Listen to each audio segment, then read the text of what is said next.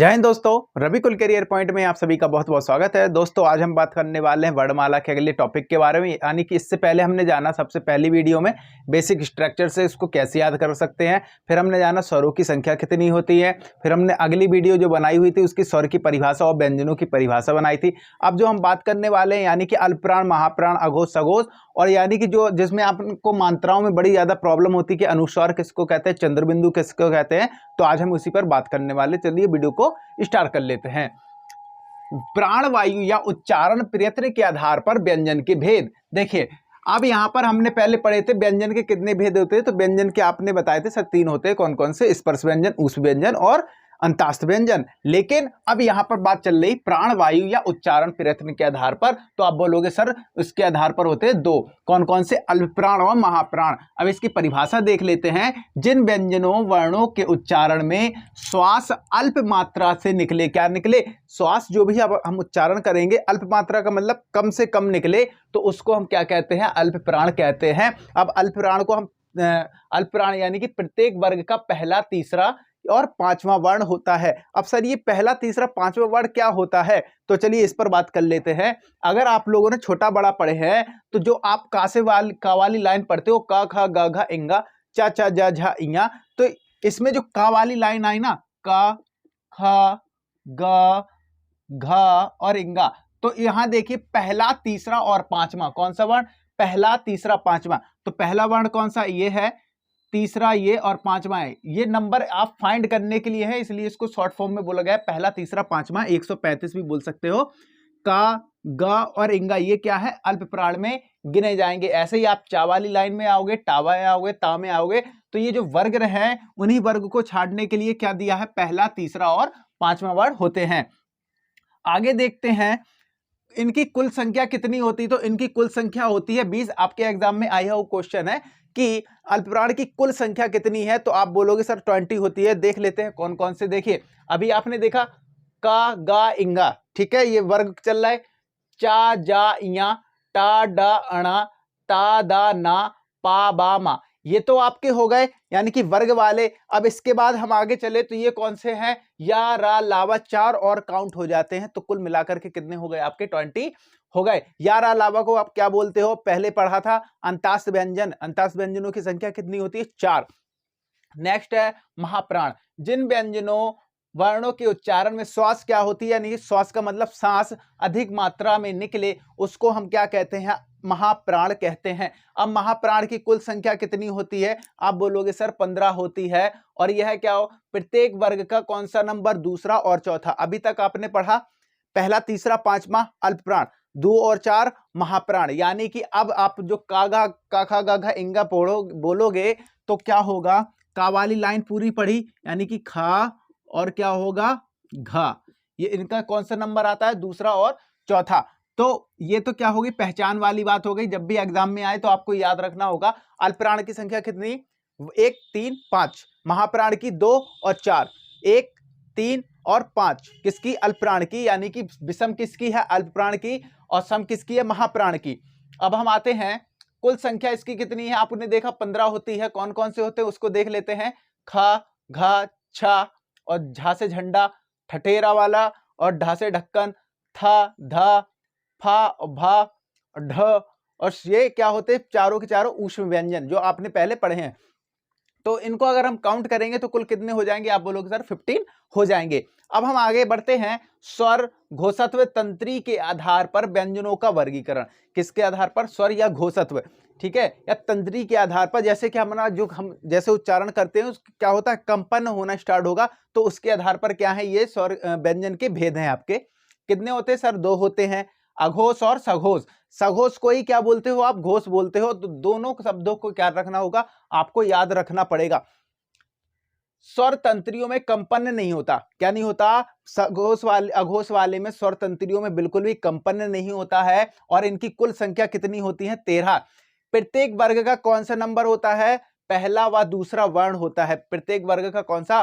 पहला व दूसरा। जबकि अल्पप्राण में 1, 3, 5, महाप्राण में 2, 4, अघोष में 1, 2 और सघोष में 3, 4, 5, यानी तीसरा, चौथा, पांचवा।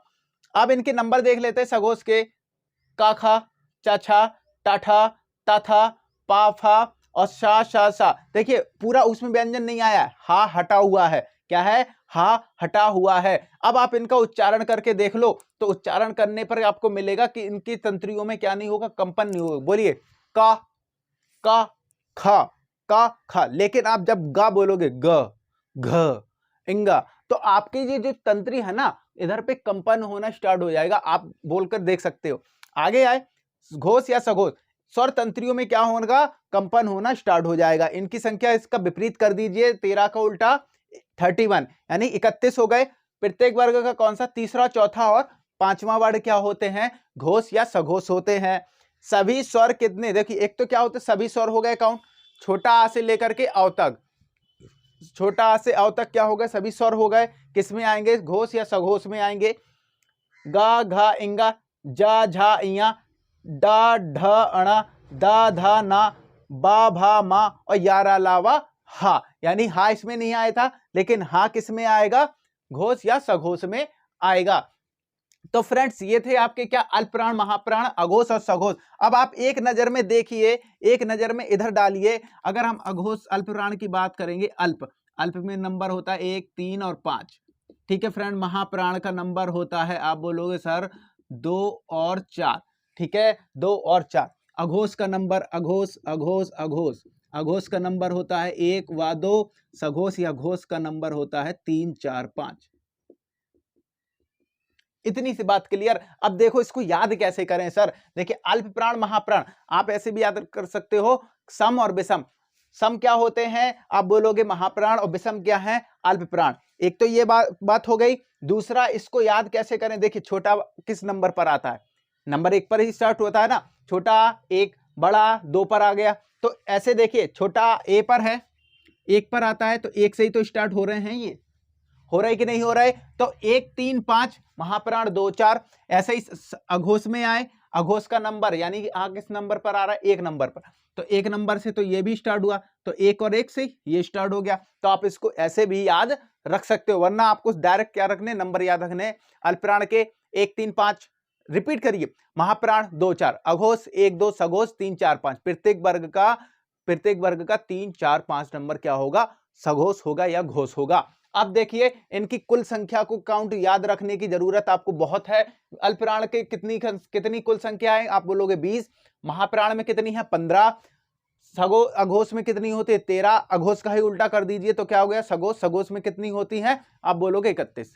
इतनी बात क्लियर। आगे बढ़ते हैं, देखिए अनुनासिक चंद्रबिंदु, अनुनासिक चंद्रबिंदु, आप देखिए चंद्रबिंदु कैसी लगी है, इस प्रकार से लगी है। इसकी परिभाषा देखते हैं। अनुनासिक स्वर ध्वनियां होती हैं, कौन सी होती हैं, अनुनासिक स्वर ध्वनियां होती हैं जिनका उच्चारण मुंह और नाक, यानी कि मुंह से भी होगा प्लस नाक के द्वारा भी होता है।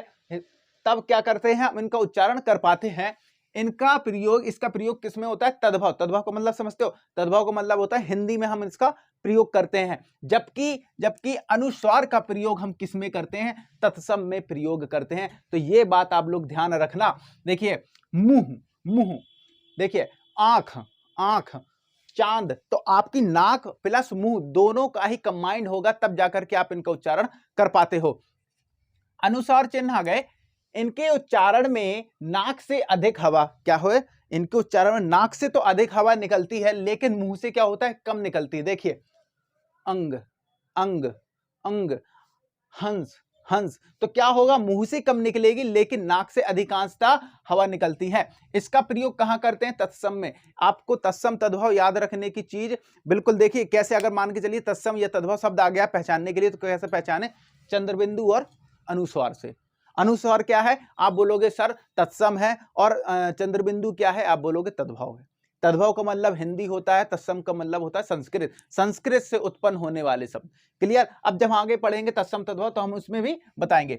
निर्नुनासिक, देखिए निर्नुनासिक क्या होते हैं सर, केवल मुंह से बोले जाने वाले शब्द क्या होते हैं, निर्नुनासिक होते हैं। यानी आप कह सकते हो प्रत्येक वर्ग का पंचमा अक्षर को छोड़ करके, प्रत्येक वर्ग का पंचमे अक्षर के वर्ण को छोड़ दोगे आप, तो सारे वर्ण क्या होते हैं, आप बोलोगे निर्नुनासिक होते हैं। ये एकदम देखिए सिमिलर मिलेंगे, इधर उधर, अगर मगर, ठीक है। तो ये कैसे शब्द होते हैं, आप बोलोगे निर्नुनासिक शब्द होते हैं।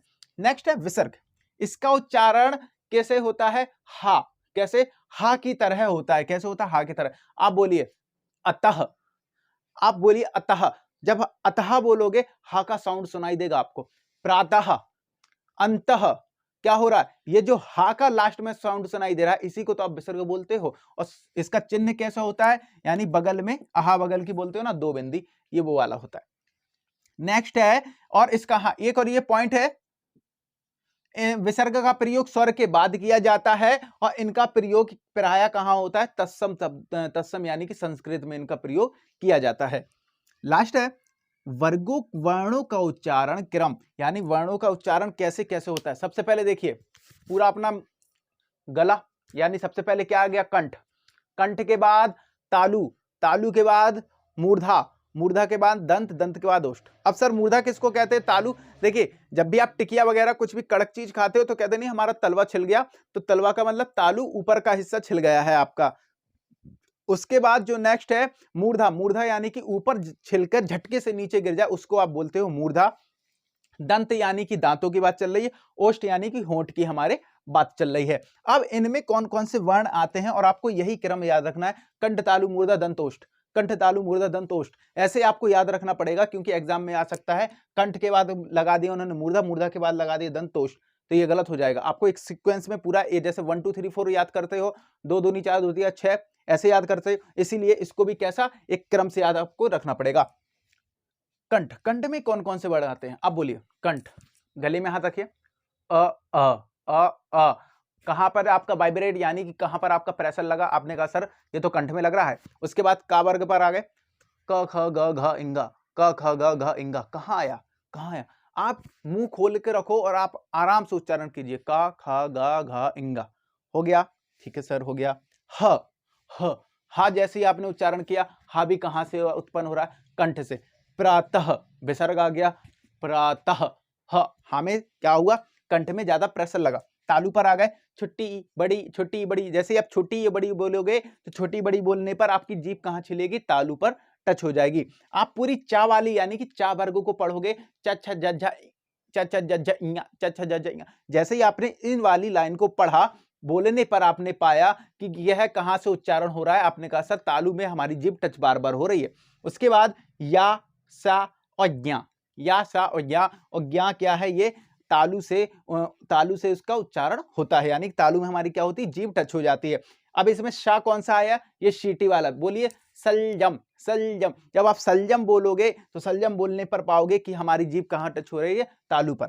मूर्धा, मूर्धा में क्या है, ऋषि, ऋषि टा यानी कि टा वाला पूरा वर्ग, टा ठा डा ढा अड़ा, जैसे टा बोलो ऊपर छिली झटके से नीचे गिर रही, आप बिना रोके दिखा दो तो हम मान जाए, आप यानी कि बीच में रोक के दिखा दो, टा बोला बस ऊपर ही रहने दो, नीचे मत गिराना, बोल ही नहीं सकते। क्यों नहीं बोल सकते, क्योंकि ये तो प्रकृति है। टा ठा डा ढा अड़ा, तो इसको बोलते हो मूर्धा। रा और सा से सट कौन, बोलिए सट कौन, सट, ऊपर चली नीचे झटके से गिर गई, ये क्या है, मूर्धा है। दंत, दंत में आता है लरा, क्या आता है, लरा। इसको मैंने बताया था ये कहां, ये स्वर है, लेकिन अब इसको काउंट नहीं करते हैं हम हिंदी में, इसका प्रयोग कहां करते हैं हम, संस्कृत में। पूरा तावर्ग आएगा, ला आएगा और शा। अब देखिए शा में बड़ा कंफ्यूजन रहता है, मैंने बोला था सलजम को याद रख लो, सा से सलजम कहां आ गया, आपने कहा सर ये तो तालु पर आ गया, सलजम आ गया। उसके बाद सठ कौन, सठ कौन, ऊपर छिली झटके से नीचे गिर गई, कि क्या है, मूर्धा है। और सा से सपेरा वाला कहां आएगा, दंत में आ जाएगा। ओष्ठ पर आ गए, ओष्ठ देखिए जहां हमारे होंठ क्या हो चिपकने लगे वहां समझ लेना कि ये क्या है, ओष्ठ वाले वर्ण है। बोलिए छोटा ऊ, बड़ा ऊ, ये हमारे होंठ गोल हो रहे, छोटा ऊ बड़ा ऊ हुआ। अब देखिए आप होंठ का निचला हिस्सा पकड़िए जल्दी से, पकड़ लिया, पकड़ने के बाद उच्चारण कीजिए पा फा बा भा मा, लेकिन जुड़ना नहीं है, ऐसे पकड़ के रखो, हा हा हा हा, कुछ नहीं होगा। क्यों नहीं होगा, क्योंकि आप पा बोलने के लिए आपको होंठ यूं चिपकाने पड़ेंगे, खोलने पड़ेंगे। पा, फा, बा, भा, भा, मा, क्या है, इनको जब तक आप इनको चिपकाओगे नहीं तब तक आप उनका उच्चारण नहीं कर सकते। अभी एग्जाम में आया हुआ क्वेश्चन था एक बार, क्या हुआ कि उन्होंने ये पूछ लिया कि हम कौन सा है, अगर हम होंठ का हिस्सा काट दें तो कौन सा वर्ण का उच्चारण नहीं कर सकते। आपके ऑप्शन थे पा, का, चा या टा। अब आपको पता है जब आपने उच्चारण कर करके इतनी प्रैक्टिस की है तो आपने तुरंत क्या किया, उच्चारण पा नहीं बोल पा रहे हैं सर, तो क्या होगा, पा हमारा आंसर हो जाएगा। दंतोष्ठ, देखिए दंतोष्ठ में क्या है, कौन सा है, आप बोलोगे वा। एक ही शब्द आता है दंत प्लस ओष्ठ से बोला जाने वाला, आप उसको बोलते हो वा। कंठ, कंठ और तालव्य से कौन से दो स्वर निकलते हैं, आप बोलोगे ए आई, यानी कंठ और तालव्य दोनों से ही मिलकर के बनते हैं, उनको बोलते हैं ए आई। कंठोष्ठय, कंठोष्ठय में आते हैं दो वर्ड ओ आओ, ओ आओ, यानी कंठ से भी निकलेंगे और ओष्ठ से भी निकलेंगे। तो फ्रेंड्स ये थी आपकी वर्णमाला, जो कि मैंने आज आपको पूरी कंप्लीट करवा दी है। इसकी 4 वीडियो हैं, आप लोगों को लिंक इसका डिस्क्रिप्शन में मिल जाएगा। अगर आपको ये फ्रेंड्स पसंद आई है तो वीडियो को लाइक कीजिए, शेयर कीजिए और हमारे चैनल को सब्सक्राइब कीजिए।